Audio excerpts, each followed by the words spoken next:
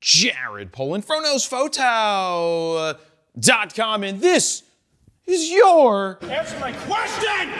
Photo News Fix. This fix is brought to you by the next Knows Photo Boot Camp, which will be held right here in Philly on Saturday, October 11th, 2025, right here at the Fro Factory. Now, if you've ever wanted to learn directly from me in person, now is your chance. There are only 18 total spots available, and if it's like the first two that we did in 2025, it is going to sell out. Now, my boot camps are for everyone from a beginner who's just starting out, or someone who's been shooting for a while but wants to improve much quicker, or someone who's fairly accomplished but needs specific in-person help. We've got you covered. There will be models for portraits in bright light and low light. We've got basketball players for action and sports portraits. We've got skateboarders, and of course, we end the day with a rapid fire critiquerson of your work from the day. For more information and to lock in your spot before they sell out, head on over to bit.ly/Fro1011, and I hope to see you there. First up, we have to talk about the photographer who walked on the court during a match at the US Open on Sunday. Now, when I first heard about a photographer walking on the court, I thought they literally walked out on the court during the match to, take photos, but that wasn't exactly the case. Now, as you can see from the video, the photographer comes around the corner just as one of the players is about to second serve to win the match. As soon as the chair umpire sees the photographer, he says this: "Wait, please, not now. Get off the court, please." And then proceeds to award a first serve, even though the guy was about to serve his second serve to win the match. Because of the delay caused by an outside interference. That didn't make any sense, and that caused his opponent to flip the out, which led to roughly a 7-minute delay. Now, I'm not here to litigate the rules of tennis, but more discuss what the photographer did. Now, the photographer, who was a freelancer for a Turkish agency, had his credentials stripped, which kind of sucks after just one day of shooting tennis when it's a 2-week-long tournament. 2 weeks! Now, as you could imagine, the online backlash was huge, and my first thought was, how could a photographer be so careless to walk onto the court during actual play? But when you hear his side of the story, which I'm apt to believe, by the way, he said prior to entering the court, security told him the match was stopped and he could proceed out. I feel terrible for the photographer. You never want unjust attention brought onto you. This might have all been ignored if there wasn't a 7-minute delay caused by one of the players flipping out. And he wasn't flipping out because of the photographer. He was flipping out because of the call that the ump made. And that just makes it even worse because the photographer absolutely is going to feel terrible about himself in that situation. But regardless, if the photographer was in fact told he could go on the court by security, I feel even worse that he's getting all of this backlash. He was just following directions from security saying, it's between play, you can go out. Look, It happens. shit happens. It's unfortunate it happened on center court.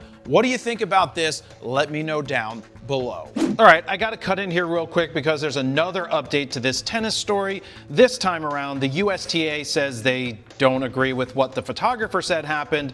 They are saying that he was told not to go on the court numerous times and still went on the court. We gotta talk more about this on the next Knows Photo Raw Talk, which will go into more detail. It's hard to sit here and say who is in the right, who is in the wrong. As a photographer, you do need to have situational awareness. But on the other hand, if security told him to stop, wouldn't they have grabbed him before he got onto the court?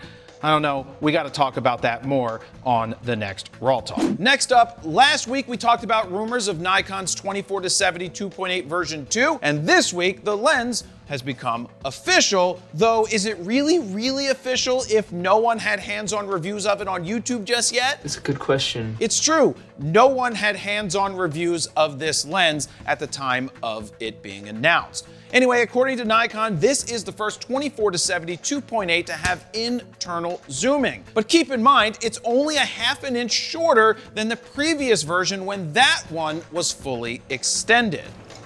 Other key improvements include the addition of Silky Swift voice coil motors for autofocus, but that once again comes with a warning. Warning, do not use this product if you have a pacemaker or other medical device. The magnet or magnets in this product could cause medical devices to malfunction. Well, there goes the majority of Nikon shooters. What's that supposed to mean? Regardless, the AF is said to be 5 times faster with improved focus tracking and focusing while zooming. The biggest change I noticed is Nikon did away with the little LCD info screen that I said was stupid in the first place. In my opinion, it was a waste of space, engineering, and added cost that wasn't necessary. Now, speaking of money, this new lens is coming in at a whopping $2,800.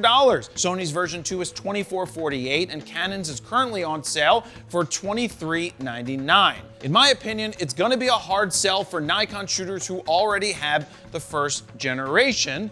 Though, thoughts? You can let me know down below what you think. Would you be upgrading to the new lens? Continuing on, Nikon announced firmware 2.0 for the Z6 III. There is now improved subject selection with a dedicated bird mode for AF. JPEG fine mode can now be selected with pre-capture at up to 60 frames per second. There is still no raw capture though, which is kind of weird because other camera companies do that with pre-capture. The addition of C2PA compliance, which I still don't think will ever take off, kind of like the little screen on the 24-72.8. The auto function capture has been added, which is truly a unique and solid function. Think of it as a camera trap, allowing you to select what subject or direction a subject might enter the frame to trigger the shutter. You can even schedule a time and date for that function to kick in, which is pretty cool for sure. Now, there's a bunch of other minor updates which are on the screen right now, and feel free to pause it just to read what they are, and then unpause it to continue on with the fix. But at the end of the day, the Z6 III is still one of the best options that Nikon offers. It's nice to see 2.0 coming out with the additions that they added. And finally, Hasselblad has announced the X2D2 100C medium format camera. Now, this camera follows in the footsteps of the prior model and maintains the same medium format 100 megapixel BSI CMOS sensor as before. Now, I have not gotten my hands on one of these just yet, but I would like to try one out if Hasselblad would send me one to review. I know there's a lot of reviewers who already have the cameras in their hands, and many of them do let you know that Hasselblad gave them the cameras to keep, so keep that in mind when you're watching their videos. Now, there are some notable improvements over the prior generations. One is the addition of a joystick on the back of the camera, and the other, which is a major improvement in my mind, is it now has continuous autofocus capability.